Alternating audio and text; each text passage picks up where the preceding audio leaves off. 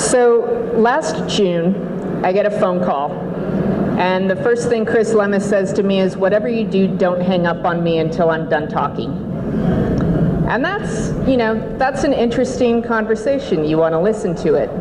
And he said, I would like you to be a project manager at Crowd Favorite. And if you know me, you know that that's like a totally crazy pants idea. I graduated from design school in 1996 when there was no internet. It came out the year I graduated. For the past 20 years, I've worked at agencies. For the last 13 years, I ran my own freelance design business. So the idea of me going from this awesome freelance lifestyle to an 8-to-5 working for the man, even if that man is Chris Lema, it sounded crazy pants. And if you know Chris is a persuasive guy. And he kind of kept convincing me and giving me the hard sell, and I said, let me get back to you. This is something I need to give some serious consideration. The thing is, I've been thinking about making a change for maybe a year. And I saw this quote that really resonated with me from Barbara Bradley Haggerty from NPR. And it's, most of us become competent in our work by our 40s, and then we have a choice. We can play it safe, or we can take a risk. I had been feeling really not happy. I don't know if you guys are familiar with Corey Miller's iceberg talk. And the top of my iceberg looked really successful, and I was doing okay, and I was supporting my wife and I on one salary, and it looked really cool from the outside. But I am a naturally lazy person, and so I would do just enough to get by. You know what I mean? Like, I'd get just enough clients, and I'd do just enough work. And it started getting boring. I found myself feeling like there has to be more than this. And then at WordCamp Los Angeles, I curated a designer track. And Natalie McLeese had invited James Archer from 40 to come and speak. And I hadn't heard of James, and so I went and I Googled him, and I saw that every single video he had was everything I had been saying about design for 20 years. And so I started like getting a design crush. Are there any designers in the room? Do you get design crushes where like their work is so awesome you just want to be their friend?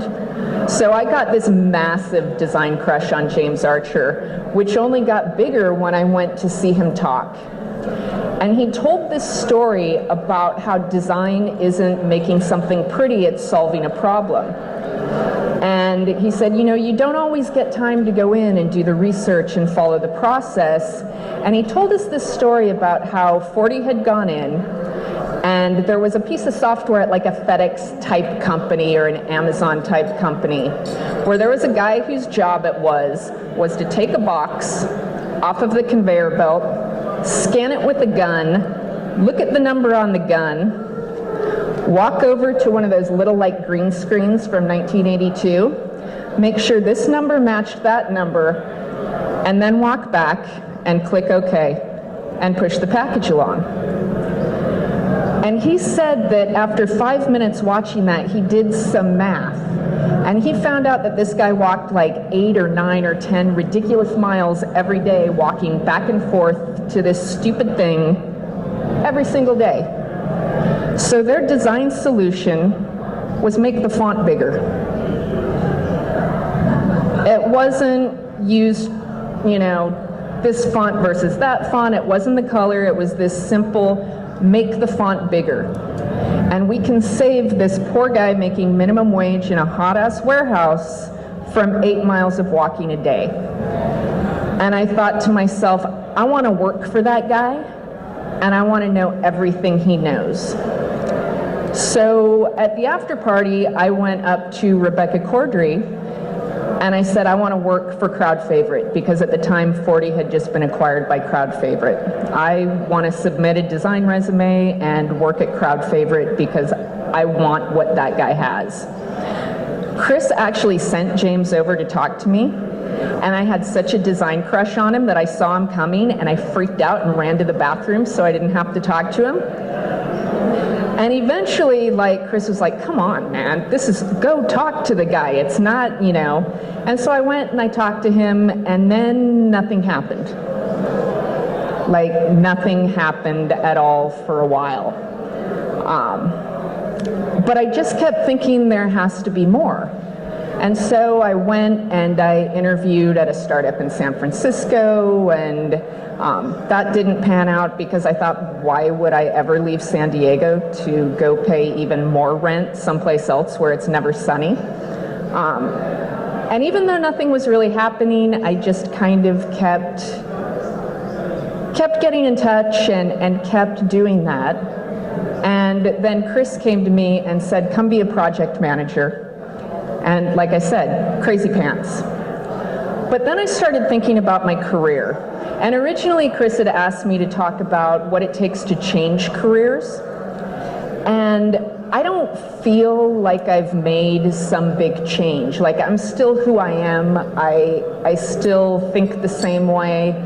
I've had more of a career evolution over the last 20 years, where every path along my career has been a different step to get where I want to be. So what I'm going to talk to you about today is some of the lessons I've learned to maybe save you some of the headaches that I encountered along the way. The first thing you need to know is if you don't like change, go be a cheesemonger now. Like, go be an accountant, go do something completely different, because in this industry, my skill set has become obsolete at least 5 times. Probably more than that. Because, Chris, are you in here? No? I was a Flash girl. Like, I coded the heck out of Flash.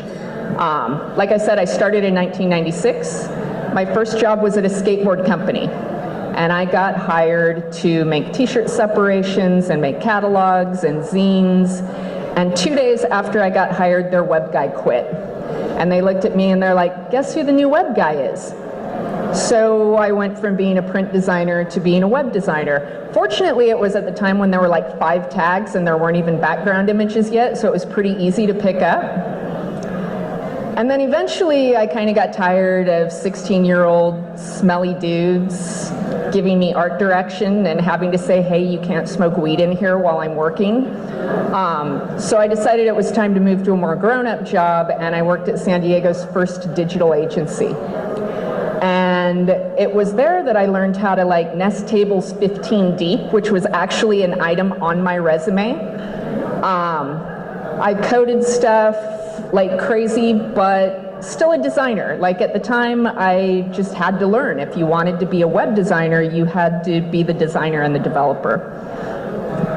And from there, I went to one of San Diego's biggest agencies. We worked for people like Wynn Hotel, Buffy the Vampire Slayer. That was where I learned that if you mess with people's forums, they will burn you at the stake. Like, in Effigy, we spent a week doing damage control on messing with the Buffy the Vampire Slayer fans.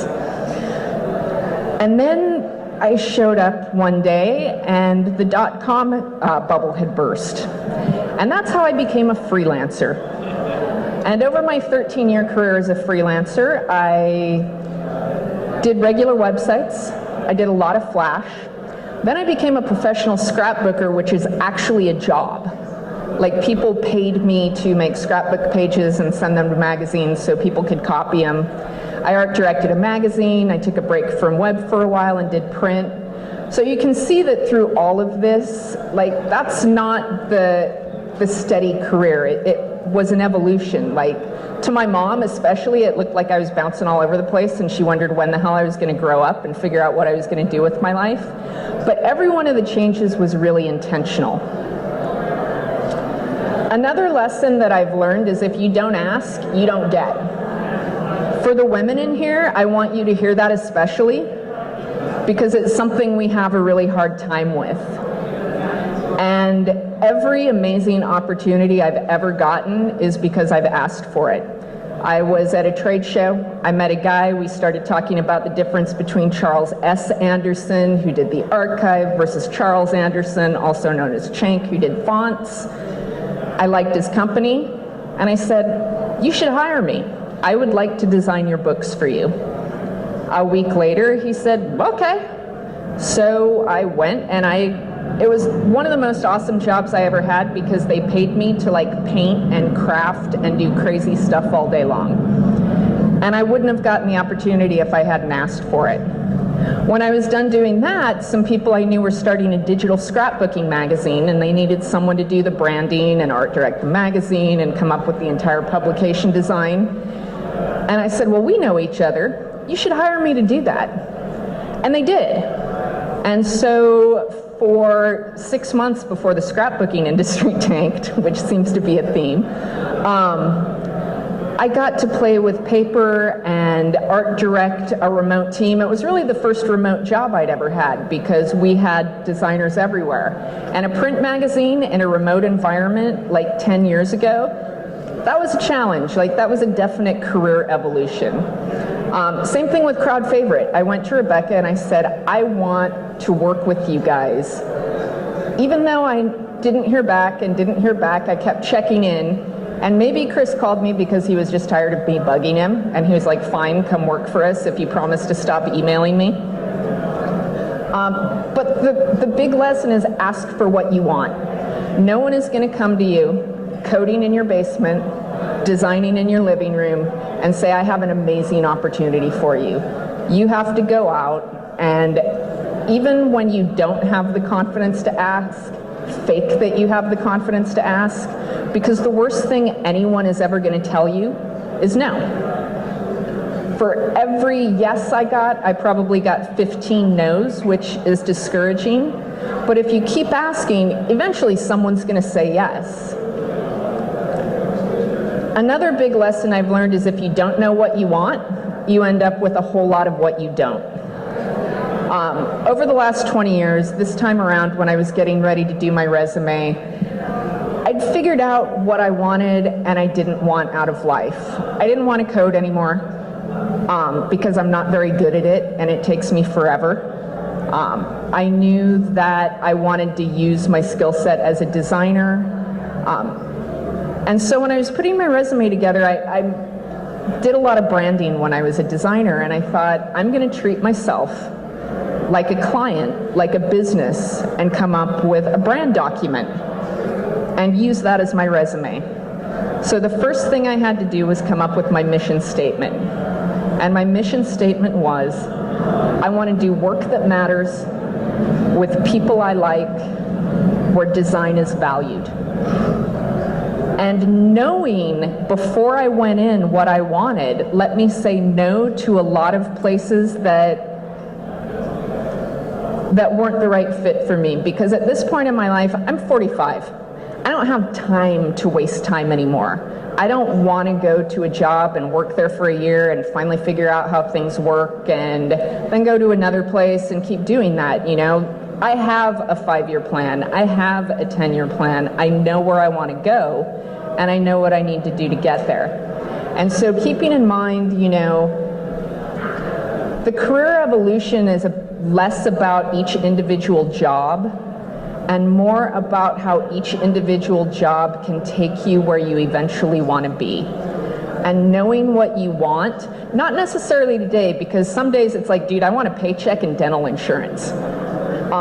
And as a freelancer, those were too big. Like, if I have dental insurance, that would be awesome. And even that was knowing what I wanted. It's like, a lot of people talked about the freedom of freelance, and sometimes I think it might have been a little too much freedom for me, because I would be like, well, you know, work's mostly done and it's nice out today, so you want to go take a kayak ride around the bay? And so knowing what I wanted, some of those things were structure, a team that I was answerable to so that my natural lazy tendencies were not there. I was like a precocious, like teacher's pet kid. And so when I have other people relying on me, I put in a lot more effort. When it's just me, I'm like super easy on myself. And so that, and the knowing that I needed to work someplace where design mattered, because I'm tired of trying to sell bacon to vegetarians at this point. I don't want to have to fight someone about whether or not design is important if you don't believe it is before I get there. I don't want to change your mind anymore. And so again, just think about what you want and keep that in mind as your career progresses. This was a big one for me. You have got to know when to walk away. I have kind of a sixth sense for when things are about to go sideways. So I could tell when the dot-com boom was coming. And so I quit my job about 3 weeks before everyone showed up at the office, and there was just a sign at the door that said, out of money, no paychecks, good luck. When Flash was dying, I was like, my skill set's getting ready to become obsolete again. This might be a good time to transition into something else. One way to keep that in mind is to kind of keep looking ahead at what's coming next. Know when to get out. Another reason, another thing about getting out is life is too short to do things that don't make you happy. If you are miserable someplace, leave. You will find a way to get through it. You can deal with the financial insecurity for a little bit, unless you have kids. I'm lucky. Like, I have a dog. I don't have to worry about kids, so I have a little more freedom with that. But when I have stayed at jobs where I was miserable, it affected my mental health to the point that it wasn't worth the paycheck. Like, my health was far more important to me than that. And so knowing when to walk away when you've had enough, that's another kind of evolution. It's like, you shed your tail because it's getting in your way. This is one of my favorite sayings. Does anyone recognize this quote? Is anyone in here as old as me? There was a movie in the 80s called 9 to 5. And it stuck with me. I saw it when I was a kid, and Lily Tomlin says, I'm a tree I can bend. And I say that to myself sometimes 5, 6, 7, 8, 9 times a day. One of the things that I learned early on in my career, here's a story. I was at a job that I hated. I was miserable there because all of the other designers decided they were too good to code. And me and one other girl were like, well, we know how to code, and so we got stuck with all the crappy work. Everyone else got to design because they were unwilling to learn new things, and we got stuck doing the grunt work and the production work because we knew how to do it. And it was miserable, man. Like, when I talk about my 3 worst jobs ever, that one I think is number 2. And so we're at lunch one day, and my boss was into wine tasting, so we'd all drank a little bit during the day. And we were at Horton Plaza in downtown San Diego, and we're walking down some stairs, and we see these garage doors open, and I look in, and it looks like an awesome place. And I'm a little lit, so I'm like, hey, what do you guys do here? And they said, well, we're a web development agency. It looks really cool. You hiring? Which goes back to ask for what you want. That was actually the first time I ever asked for something I wanted, so maybe the message there is have a couple drinks before you ask for the first time. It makes it a lot easier. And they offered to hire me, but they offered to hire me as a site builder, which was someone who coded HTML. And Sandra calls these cockroach cracks.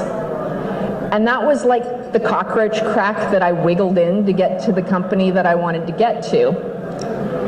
I had never worked on a PC before. I was like, I had that you can have my Mac when you pry it from my cold dead fingers poster. I walk in on the first day, and there's a PC sitting on my desk, and I think, oh crap. And they take me over and they set me up in whatever version control system they have. And I sit down, and the first thing I think is, I'm going to go ahead and duplicate this directory before I do anything, because boy, it would be embarrassing to screw stuff up on my first day. The Apple key in D on a Mac is duplicate. The control key in D on a PC is delete. But again, they were flexible. They knew that I had no experience working in that environment, and thank God someone knew how to fix it, because I sat there frozen for about 10 minutes, and I'm like, great, I'm getting fired my first day. This is awesome. Same thing with Crowd Favorite. I applied as a designer. I applied as a user experience designer, and when Chris said, come be a project manager, I was willing to do whatever it took to get in and learn from the people that I admired. I wanted to work with Kareem. I wanted to work with Chris. I wanted to work with James. I wanted to learn what they knew. And so I was willing to be flexible. I was willing to bend. And I looked at it as an opportunity to fill in the skills that I don't already have. Because let's face it, after 13 years of working from home, I didn't know if I could work for a team. I didn't know if I could sit in a chair for 8 hours a day, like consecutively, and not go stir crazy. And so when you're looking at the evolution of your career, be flexible. Like, think about it in different ways. Are there ways that I can get skills here that will help me, 5 years down the road here? Use what you know. Like I said earlier, I don't feel like this was a huge career change, because every single day at Crowd Favorite, I use my design skills. I approach everything with design thinking. When I write an email, it's user experience design and user interface, because I am just prioritizing information. It slows me down sometimes because my spreadsheets have to be really pretty, and like the colors and the fonts, and but I apply those lessons. I think about everything as a problem. I think about how to solve it from a design perspective. And everything has kind of been that way throughout my career. I learned HTML, and then I learned JavaScript, and the object-oriented part of JavaScript prepared me for learning how to do action scripting, which prepared me for PHP, which prepared me for CSS. And so every one of those skills that you've gained, even if it seems completely unrelated, is something you can build on. I was talking to Rebecca Cordry at breakfast today, and we were both waitresses. And probably one of the most valuable skill sets in being a project manager comes from waiting tables and being in a service industry. Learning how to multitask, learning how to juggle, learning how not to spit in people's coffee. And so the lesson there is use what you know. If you're a designer and you're transitioning into something else, think about how those skills transfer. Change is good. It's also hard. And I'm not going to lie to you guys, this has not been an easy transition for me. When I started my job, I felt like I sucked about 95% of the time. And it had been maybe 10 years since I felt anything less than awesome at my job. Like Chris said, and I am not shy to say it, I am an awesome designer. It was second nature. I didn't have to think about it. It was part of who I was. I have a saying that design isn't what I do, it's who I am. And so it was really hard to not be that person anymore. Ego has been my biggest challenge in transitioning roles and evolving into this role. I went to an AIGA event in Arizona when I went out to meet the 40 team. And I'm walking around, and James Archer is very well known in the Phoenix AIGA design community. And he'd introduce me to people, and he'd say, this is Chris Ford. She's a project manager at Crowd Favorite with me. And you could see just like the, And that was really hard, because usually when I go to AIG events in San Diego, they're like, oh my God, you're Chris Ford, it's so great to meet you. And it was really difficult to be in that position of, you're just a project manager.